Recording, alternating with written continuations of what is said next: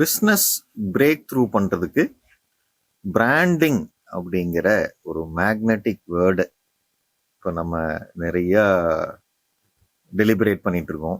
இப்போ இந்த பிராண்டிங்னா என்ன, பிராண்டிங் வந்து நீடடா, அது எப்படி ஒரு பிஸ்னஸில் இம்பேக்டை கிரியேட் பண்ணுது அப்படின்னா, ஃபர்ஸ்ட் வந்து இந்த பிஸ்னஸ் ஹிஸ்ட்ரியை நம்ம அண்டர்ஸ்டாண்ட் பண்ணோம் அப்படின்னா, இந்தியாவில் there are many ways to segment or bifurcate the business.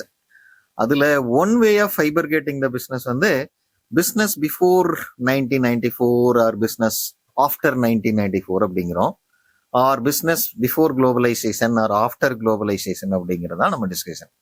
இப்போ இந்த குளோபலைசேஷன்னா என்ன, அப்போ என்ன நடந்தது, அதுக்கப்புறம் என்ன மாதிரி இம்பாக்ட் அப்படின்னா, இந்த குளோபலைசேஷன்ஸ்க்கு முன்னாடி காம்படிட்டர்ஸ் வந்து நம்ம ரொம்ப கம்மியா இருந்தாங்க இந்தியாவில். எந்த செக்மெண்ட் எடுத்து பார்த்தாலும் ரொம்ப ஃபியூ பிளேயர்ஸ் இருப்பாங்க. ஃபார் எக்ஸாம்பிள், ஒரு 1970 இந்தியாவில் நீங்கள் ஒரு கார் வாங்கணும்னு ஆசைப்பட்டு ஒரு பிராண்டை சூஸ் பண்ற மாதிரி இருந்தது அப்படின்னாக்க, இந்தியன் ரோட ஆக்குப்பை பண்ண நிறைய கார் வந்து பார்த்தீங்கன்னா அம்பாசிடர் தான் இருந்தது. இந்த ஃபியட் பத்மினி இருக்கும், அது வந்து 1 or 2 people அதை வச்சிருப்பாங்க. தென் கண்டசா மாதிரி கார்ஸ் வந்து அது ஹை கிளாஸ் செக்மெண்ட்ல இருந்தது. இந்த 3 காரை தவிர பெருசா இல்லை. பட் அம்பாசிடர் கார் வந்து ஹிந்துஸ்தான் மோட்டாரினுடைய கார் வந்து அதனுடைய மார்க்கெட் ஷேர் வந்து ரொம்ப பீக்கா இருந்தது. அதே மாதிரி ஒரு 70s எல்லாம் நீங்க பிஸ்கட் வாங்கணும் அப்படின்னு நினைச்சாவே பிஸ்கட்னு கேட்க மாட்டாங்க, பிரிட்டானியா இருக்கா அப்படின்னு கேட்பாங்க. ஸோ அந்த அளவுக்கு அவங்க ஒரு மார்க்கெட் லீடர்ஷிப் என்ஜாய் பண்ணிட்டு இருந்தாங்க. அதே மாதிரி ஒரு சாக்லேட் அப்படின்னாக்கா இந்தியாவில் பைனியர் இண்டஸ்ட்ரி அப்படின்னா கேட்பரிஸ் தான் நமக்கு. ஸோ இப்படிதான் நீங்க எந்த செக்மெண்ட் எடுத்து பார்த்தீங்கன்னாலும் ஒரு ஃபியூ பிளேயர்ஸ் தான் இருப்பாங்க. நீங்க ஃபேக்டரியில வந்து எவ்வளவு ப்ராடக்ட் மேக் பண்ணீங்களோ ஸோ உங்களுக்கு வந்து அது ஈஸியா வந்து மார்க்கெட்ல ரீச் பண்ணி சேல்ஸ் ஆயிட்டு இருந்தீங்க. அது பெரிய ஒரு மார்க்கெட் பண்றதுல சேலஞ்சே இல்லை. பட் குளோபலைசேஷனுக்கு அப்புறம் என்னாச்சு அப்படின்னா, இந்த இண்டிஜீனியஸ் மார்க்கெட்டே அப்படிங்கிற கான்செப்டே டிஸப்பியர் ஆகி குளோபல் மார்க்கெட் அப்படிங்கிற ஒரே ஒரு மார்க்கெட் தான் இன்னைக்கு இருக்கு. குளோபல் மார்க்கெட் அப்படின்னா அது என்னன்னா, ஃபாரின் கண்ட்ரீஸ்ல இருந்து மல்டிநேஷனல் கம்பெனிஸ் வந்து ஸோ அவங்க வந்து இந்தியாவுக்குள்ள வர்றாங்க.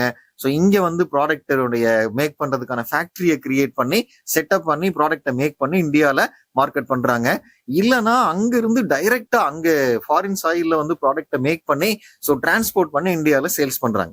இப்போ என்னாச்சு, இந்த காம்படிஷன் வந்து பயங்கரமா இருக்கு.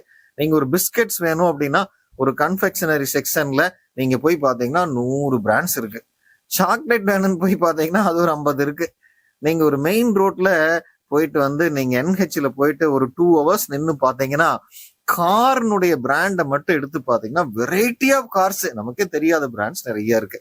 ஸோ அப்போ இந்த காம்படிஷன் அப்படிங்கிறது ஒரு பெரிய இன்னைக்கு ஒரு சேலஞ்ச் ஆச்சு. ஸோ இந்த அக்கேஷன்ஸ்ல பிசினஸ் பீப்புள் என்ன பண்ணாங்க அப்படின்னாக்க, என்ன தாட் வந்தது அப்படின்னா, ஸோ நம்ம ப்ராடக்டை வந்து கஸ்டமர் கிட்ட வந்து ஒரு எமோஷனலா அட்டாச் பண்றதுக்கு என்ன பண்ணணும் அப்படின்னா, ஒரு டிஃபரன்சியேட்டர் திங்க் பண்ணணும். அந்த டிஃபரன்சியேட்டர் திங்க் பண்ற அக்கேஷன்ஸ்ல தான் இந்த பிராண்டிங் அப்படிங்கிற ஒரு கான்செப்ட் வந்தது. ஃபார் எக்ஸாம்பிள், இப்ப நீங்களும் நானும் கடைக்கு போனோம் அப்படின்னா சோப்புன்னு கேட்க மாட்டோம், ஏதாவது ஒரு பிராண்ட் அதை வந்து சொல்லிதான் கேட்போம். அதே மாதிரி ஒரு டூத் பேஸ்ட் வாங்கியில கூட நமக்கு ஒரு ஃபேவரேட் பிராண்ட் இருக்கும், அந்த ஒரு பிராண்ட் லாயல்ட்டி இருக்கும். அந்த பிராண்டை சொல்லிதான் இந்த பிராண்ட் இருக்கா அப்படிங்கிறது தான் இப்போதைக்கு ஸ்டேட்டஸ் ஆக்சுவலா. ஸோ அப்போ வந்து இந்த பிராண்டிங் அப்படிங்கிறது ரொம்ப ரொம்ப இம்பார்ட்டன்ட் ஆக்சுவலா. ஒரு ஸ்ட்ராங்கா நம்ம மக்கள் மனசுல வந்து நீங்க பதிய வைக்கக்கூடிய இந்த ப்ராசஸுக்கு பேர் தான் வந்து பாத்தீங்கன்னா இந்த பிராண்டிங். இது இன்னும் கூட கொஞ்சம் டீப்பா அண்டர்ஸ்டாண்ட் பண்ணிக்கணும் அப்படின்னா, there is a concept called top of mind recall அப்படின்னு சொல்லுவாங்க. டாப் ஆஃப் மைண்ட் ரீகால் அப்படின்னா, நீங்க ஒரு மொபைல் வாங்கணும் அப்படின்னு திங்க் பண்ணீங்கன்னா உடனே வந்து திங்க் பண்ண நெக்ஸ்ட் செகண்ட் மனசுக்கு எந்த பிராண்டு உங்களுக்கு வருது. இல்ல ஒரு டூத் பிரஷ் வாங்கணும் அப்படின்னு திங்க் பண்ண உடனே வந்து பாத்தீங்கன்னா எந்த பிராண்ட் நமக்கு மைண்ட்ல வருது. ஒரு பிராண்டட் பென் வாங்கணும் அப்படின்னு திங்க் பண்ண உடனே டாப்ல என்ன பிராண்டு மைண்ட்ல வருது. இதுதான் success of the company. Majority of the பீப்புளுக்கு வந்து ஒரு பர்டிகுலர் பிராண்ட் வந்து டாப்ல வந்தது அப்படின்னா immediately they will go for an action, they will purchase the product. So இதுதான் வந்து அந்த பிராண்ட். அப்ப இந்த பிராண்டுனா என்ன அப்படின்னாக்க, இந்த பிராண்ட் அப்படிங்கிறது அது ஒரு நேமா இருக்கலாம், அதர்வைஸ் வந்து அதனுடைய லோகோ இருக்கலாம். ஃபார் எக்ஸாம்பிள், இப்போ ஆடி கார்ல வந்து பாத்தீங்கன்னா அப்படியே சர்க்கிளா இருக்கும். அதே மாதிரி வந்து நீங்க வந்து KFC போனீங்கன்னா ஒரு செஃப் மாதிரி ஒரு ஓல்டு மேன் இருக்கிற மாதிரி ஒரு இமேஜ் வச்சிருப்பாங்க. நீங்க வோல்க்ஸ் வேகன்ல அப்படியே ஒரு 2 W இருக்கிற மாதிரி இருக்கும். ஸ்டேட் பேங்க் ஆஃப் இந்தியா அப்படின்னாக்க ஒரு சர்க்கிள் இருக்கும், ஒரு கீ ஹோல் மாதிரி இருக்கிற மாதிரி இருக்கும். ஸோ இதுதான் வந்து என்ன சொல்றது, அந்த லோகோ இருக்கும். இல்ல அந்த டேக்லைனா இருக்கலாம், அந்த கம்பெனியோட நேம், ஃபார் எக்ஸாம்பிள் ரிலையன்ஸ் அப்படின்னாக்க நீங்க அவங்கள தவிர நம்ம யாருமே யூஸ் பண்ண முடியாது. அப்போ இது வந்து this is combination of all this is called as a branding. இப்போ நம்ம கம்பெனிக்கு ஒரு ஸ்டார்ட் அப் வந்து ஒரு ஆண்டர்பிரினரா நீங்க ஸ்டார்ட் அப் பண்ணாலும் சரி, ஒரு பிசினஸ் பண்ணாலும் சரி, நீங்க என்ன பண்ணணும் அப்படின்னாக்க உங்க கம்பெனிக்கு உங்க ப்ராடக்ட்டுக்கு ஒரு ஸ்பெசிபிக்கா ஃபர்ஸ்ட் வந்து ஒரு நேமை கிரியேட் பண்ணி ரெஜிஸ்டர் பண்ணிடணும். அதுக்கப்புறம் வந்து ஒரு டிசைனா ஒரு இம்ப்ரெசிவா ஒரு லோகோ, அந்த லோகோக்கான ஒரு கலரு, தென் நம்ம கம்பெனியை எழுதுற அந்த நேம்னுடைய ஃபாண்ட், தென் என்டையர் ஒரு டிசைனை வந்து பாத்தீங்கன்னா கிரியேட் பண்ணி நமக்கு வந்து என்னன்னா, so you have to start differentiating from the so other competitor ஒன்னு. ஸோ இதை கிரியேட் பண்ணியாச்சு. இது எப்படி மக்கள் மனசுல எடுத்துட்டு போறது? ஏதோ டாப் ஆஃப் த மைண்ட் ரீகால்னு சொல்றீங்களே, அதை வந்து அந்த பீப்புள் கன்சியூமர் வந்து டார்கெட் கஸ்டமர் வந்து இந்த ப்ராடக்ட்டை பர்ச்சேஸ் பண்ணணும்னு திங்க் பண்ணையில இந்த பிராண்ட் வந்து ஹிட் பண்ணணும் அப்படின்னா, ஸோ அந்த பிராண்டை வந்து நீங்க மக்கள் மனசுல அவேர்னஸ் கிரியேட் பண்ணி அதை ஸ்ட்ராங்கா ரெஜிஸ்டர் பண்ணணும். That is called you have to position the product in the minds of the people.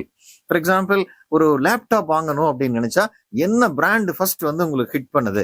எனக்கு ஒரு 70,000 ரெடி டு ஸ்பெண்ட், என்ன பிராண்ட் போகலாம் அப்படின்னா, ஸோ நமக்கு ஒவ்வொருத்தருக்கும் ஒரு பிராண்ட் ஃபேவரேட்டா இருக்கும். ஸோ இந்த ப்ராசஸை எப்படி கிரியேட் பண்ணலாம் அப்படிங்கறது அடுத்து. இது எப்படி பண்ணணும் அப்படின்னா, நம்பர் 1 வந்து பாத்தீங்கன்னா பெஸ்ட் டூலு, காமனான டூலு, பவர்ஃபுல் டூல் அப்படிங்கிறது அட்வர்டைஸ்மெண்ட். இந்த அட்வர்டைஸ்மெண்ட் வந்து எய்தர் வந்து நீங்க வந்து ஒரு டிவி அட்வர்டைஸ்மெண்டா இருக்கலாம், இல்ல வந்து நீங்க வந்து செக்மெண்ட்டுக்கு தகுந்த மாதிரி வந்து என்ன சொல்ல ரேடியோ அட்வர்டைஸ்மெண்ட் போகலாம், இல்ல லேட்டஸ்டா வந்து பவர்ஃபுல்லா இருக்கிறது வந்து சோசியல் மீடியா அட்வர்டைஸ்மெண்ட் நீங்க போகலாம், இல்ல வாட்ஸ்அப் அட்வர்டைஸ்மெண்ட்.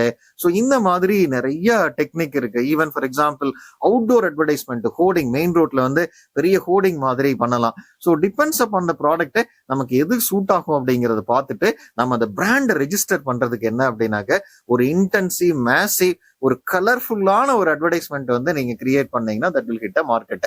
ஈவன் இன்னைக்கு ஒரு மைண்ட் செட் என்ன இருக்குன்னா, பீப்புளுக்கு அட்வர்டைஸ்மெண்ட் பாக்குறதுக்கே நமக்கு பொறுமை இல்லை. ஃபார் எக்ஸாம்பிள் ஒரு 2020 கிரிக்கெட் பாத்தீங்கன்னா கூட ஒரு ஓவருக்கு இடையில ஒரு 2-3 அட்வர்டைஸ்மெண்ட் வரும். அதுக்கு கூட சில நேரத்துல மக்கள் பொறுமை இல்லாம வேற சேனல்ல போய் பார்த்துட்டு வருவாங்க. ஸோ இந்த அளவுக்கு சேலஞ்சான இருக்கிற காலகட்டத்துல ஒரு பவர்ஃபுல்லான ஒரு அட்வர்டைஸ்மெண்ட்டை கிரியேட் பண்ணி ரிலீஸ் பண்ணீங்கன்னா அது வந்து பீப்புள் கிட்ட ரீச் ஆகும். நம்பர் 1. அதுக்கப்புறம் வந்து இந்த பிராண்ட் செலிபிரிட்டி என்டாஸ்மெண்ட் அப்படின்னு சொல்லுவாங்க. செலிபிரிட்டி அப்படிங்கிறது நீங்க எய்தர் வந்து ஒரு ஸ்போர்ட்ஸ் மேனா இருக்கலாம், அதர்வைஸ் வந்து பாத்தீங்கன்னா சினிமா செலிபிரிட்டியா இருக்கலாம். ஸோ இவங்க வந்து நம்ம ப்ராடக்ட்டை வந்து அந்த ப்ராடக்டையோ பிராண்டையோ கனெக்ட் பண்ணி என்டாஸ் பண்ணி அதை வந்து ஒரு அட்வர்டைஸ்மெண்ட்டுக்கு நீ யூஸ் பண்ணீங்க அப்படின்னாக்க ஸோ அது வந்து நமக்கு எமோஷனலா கனெக்ட் ஆகும். இப்போ நேற்றுக்கு வந்து நான் நியூஸ் பேப்பரை பார்த்துட்டு இருந்தேன். அதுல வந்து ஒரு ஆர்டிக்கிள் வந்திருந்தது. விராட் கோலி தான் வந்து பாத்தீங்கன்னா ஸோ இந்தியாவினுடைய அந்த பிராண்ட் வேல்யூவே வந்து ஹையஸ்டா இருக்காரு. அதே மாதிரி ஆலியா பட் தான் விமன் செலிபிரிட்டிலேயே ஹையஸ்டா இருக்கிறாங்க. அவங்களுக்கு எல்லாம் என்னன்னா நிறைய பீப்புள் ஃபேன்ஸ் வச்சிருக்காங்க. ஸோ அந்த பீப்புள் வந்து அந்த ப்ராடக்ட்டை வந்து நீங்க எக்ஸ்பிளைன் பண்ணும் போது, என்டாஸ் பண்ணும் போது ஸோ அது வந்து அந்த பிராண்டா நல்ல ஒரு பாசிட்டிவா எமோஷனலா பீப்புள் மத்தியில ரெஜிஸ்டர் ஆகும். அட்வர்டைஸ்மெண்ட்டுக்கு அப்புறம் இந்த brand endorsement by celebrity. Third என்ன பண்ணலாம் அப்படின்னாக்க, இன்னைக்கு வந்து நம்ம ஒரு ப்ராடக்ட்டை பர்ச்சேஸ் பண்றதுக்கு முன்னாடி நம்ம பண்ணக்கூடிய ஃபர்ஸ்ட் என்ன அப்படின்னா, the moment when you decided if you want to buy a product, immediate நம்ம என்ன பண்றோம் அப்படின்னாக்க ஆன்லைன்ல போய் ரிவ்யூ பாக்குறோம். அது வந்து இந்த மோஸ்ட் எசென்சியல். நீங்க என்ன பண்ணோம் அப்படின்னாக்க, கம்பெனி வந்து நீங்க you should convince the people and induce the people, motivate the people to share their reviews. அது ஒரு பாசிட்டிவ் பெஸ்டர் சர்வீஸ் கொடுத்து நல்ல குவாலிட்டியான ப்ராடக்ட் கொடுத்து நிறைய பாசிட்டிவ் ரிவ்யூஸ் வாங்கி ஷேர் பண்ணீங்க அப்படின்னாக்க அந்த பாசிட்டிவ் ரிவ்யூஸ் என்ன ஆகும் அப்படின்னாக்க அதை வந்து இன்ஸ்பயர் பண்ணும். இது வந்து தேர்ட். ஃபோர்த் என்ன அப்படின்னாக்க பப்ளிசிட்டி அப்படின்னு சொல்லுவாங்க. பப்ளிசிட்டி அப்படின்னா என்னன்னா நான் பெய்டு ஃபார்ம். ஃபார் எக்ஸாம்பிள் ஒரு நியூஸ் பேப்பர் இருக்கு, ஒரு பிசினஸ் லைன் இருக்கு, டைம்ஸ் ஆஃப் இந்தியா இருக்கு, பிசினஸ் ஸ்டாண்டர்ட் இருக்கு, எக்கனாமிக் டைம்ஸ் இருக்கு. ஸோ இதுல எல்லாம் நிறைய வந்து இந்த பிசினஸ் நியூஸ் வரும். ஒரு பிசினஸ் நியூஸ் பேப்பர்ல வந்து நம்ம கம்பெனியை பத்தி, பிராண்டை பத்தி ஆர்டிக்கிள் வருது. அப்போ அது என்ன ஆகும் அப்படின்னாக்க அது கோடிக்கணக்கான மக்களுக்கு ஒரு நான் பெய்டு ஃபார்ம்ல அது ரீச் ஆகுது. அது பீப்புள் வந்து ஒரு எஜுகேட்டும் ஆகிக்கிறாங்க. அந்த ப்ராடக்ட்டை பத்தி ஒரு பாசிட்டிவ் நியூஸா கிரியேட் ஆகல. நெக்ஸ்ட் டைம் வந்து they will try to buy the product. இது வந்து ஃபோர்த். ஃபிஃப்த் வந்து இந்த சிஎஸ்ஆர் ஆக்டிவிட்டி அப்படிவாங்க, கார்பரேட் சோசியல் ரெஸ்பான்சிபிலிட்டி. இப்போ டாடா குரூப் ஆஃப் கம்பெனிஸ் வந்து known for their corporate social responsibilities. So நம்ம வந்து ஒரு பிசினஸ் ரன் பண்றதுக்கு வந்து நிறைய ஃபேக்டர் பேராமீட்டர்லாம் சப்போர்ட் பண்ணி தான் ஒரு பிசினஸ் ரன் பண்ண முடியும். ஸோ நம்மளுடைய தார்மீக கடமை, ஒவ்வொருத்தருக்கும் நம்மளுடைய ரெஸ்பான்சிபிலிட்டி என்ன அப்படின்னா, ஸோ நம்ம எல்லாமே இந்த சொசைட்டில இருந்து தான் எடுத்தோம், இந்த யூனிவர்ஸ்ல இருந்து எடுத்திருக்கோம். It is our responsibility to give back something to the society, right?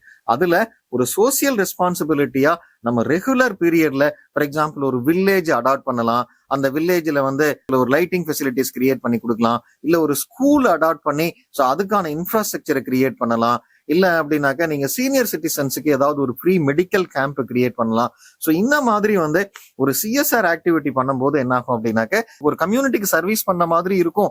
அதே நேரத்துல வந்து ஸோ நம்மளுடைய பிராண்டை பத்தி ஒரு பாசிட்டிவ் வைப் கிரியேட் பண்ணுவீங்க. ஸோ அது வந்து ஒரு நல்லபடியா ஒரு பிசினஸா கன்வெர்ட் பண்ணி வர்றதுக்கான சான்ஸ் உண்டு. 6th ஒன்னு வந்து பாத்தீங்க அப்படின்னா, இருக்கிற அட்வர்டைஸ்மெண்ட்லயே best advertisement word of mouth. அப்படின்னா நம்ம எக்ஸிஸ்டிங் கஸ்டமருக்கு நீங்க ஒண்டர்ஃபுல்லா சர்வீஸ் பண்ணும்போது வந்து பாத்தீங்க அப்படின்னா, ஸோ அவங்களே வந்து சைலண்ட் அட்வர்டைஸ்மெண்ட் ஆகி தே will try to share about the feedback to the all the other people, right? For example, நம்ம ஒரு புதுசா வந்து ஒரு சிட்டிக்கு போறோம்னு வச்சுங்களேன். அங்க போயிட்டு வந்து நம்ம ஃப்ரெண்ட் ஒருத்தர் இருக்காரு, அவரை கால் பண்ணி கேக்குறீங்க, நான் இந்த மாதிரி ஒரு 2 days ஸ்டே பண்ணலான் இருக்கேன், ஏதாவது ஒரு நல்ல வெஜிடேரியன் ஹோட்டல் சொல்லுங்க அப்படின்னாக்க ஒரு 2-3 ஹோட்டலை லிஸ்ட் பண்ணுவார். அதே மாதிரி நான் ஸ்டே பண்ணணும், ஏதாவது நல்ல ஸ்டேயிங் பிளேஸ் சொல்ல முடியுமா அப்படின்னாக்க ஒரு 2-3 ஹோட்டல்ஸை அவங்க சஜஸ்ட் பண்ணுவாங்க. நீங்க நிறைய இடத்துல வந்து அந்த பிராண்ட் ஓனரு, அந்த ஹோட்டல் ஓனர் யாருன்னு தெரியாது, அந்த ரெஸ்டாரண்ட் ஓனர் யாருன்னு தெரியாது. ஸோ நம்மளே நிறைய பேருக்கு ரெக்கமெண்ட் பண்ணிட்டு இருப்போம். அப்போ என்னன்னா, ஒரு 6th ஸ்ட்ராட்டஜி அப்படிங்கிறது ஒரு பிராண்டிங்க்கு, நீங்க வந்து எக்ஸிஸ்டிங் கஸ்டமருக்கு வந்து பெட்டர் குவாலிட்டி பெஸ்ட் சர்வீஸ் நீங்க ஆஃபர் பண்ணீங்கன்னா அவங்களே வந்து நமக்கு பிராண்டை கிரியேட் பண்ணுவாங்க. அந்த லாஸ்டா இருக்க வேண்டியது என்னன்னா, இந்த ஸ்டேக் ஹோல்டர் அப்படின்னு சொல்லுவாங்க. நமக்கு இந்த எம்ப்ளாயீஸ், நம்மளுடைய சப்ளையர்ஸ், இவங்க எல்லாம் இருப்பாங்க ஆக்சுவலா. ஸோ நீங்க வந்து you should take care of that employee. நீங்க ஒரு best salary and best environment create பண்றீங்க. இந்த வெண்டார்ஸுக்கு வந்து நீங்க பேமெண்ட் எல்லாம் பக்காவா கொடுக்குறீங்க அப்படின்னாக்க ஸோ அவங்க வந்து பேரலி என்ன பண்ணுவாங்க அப்படின்னா, they also del positive about the company and brand.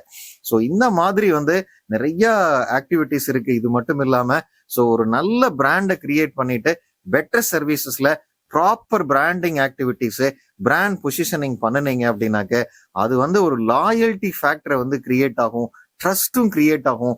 Loyalty factor and trust create ஆச்சு அப்படின்னாக்க இந்த customer will become a hard core customer. Even ஒரு கிரிட்டிக்கல் சைத்துல கூட நம்மளை விட்டு போக மாட்டாங்க. கண்டினியூஸா ப்ராடக்டை பர்ச்சேஸ் பண்ணும்போது சேல்ஸ் வந்து பீக்கா இருக்கும், ப்ராஃபிட்டபிலிட்டி பீக்கா இருக்கும். தென் company also will grow consistently.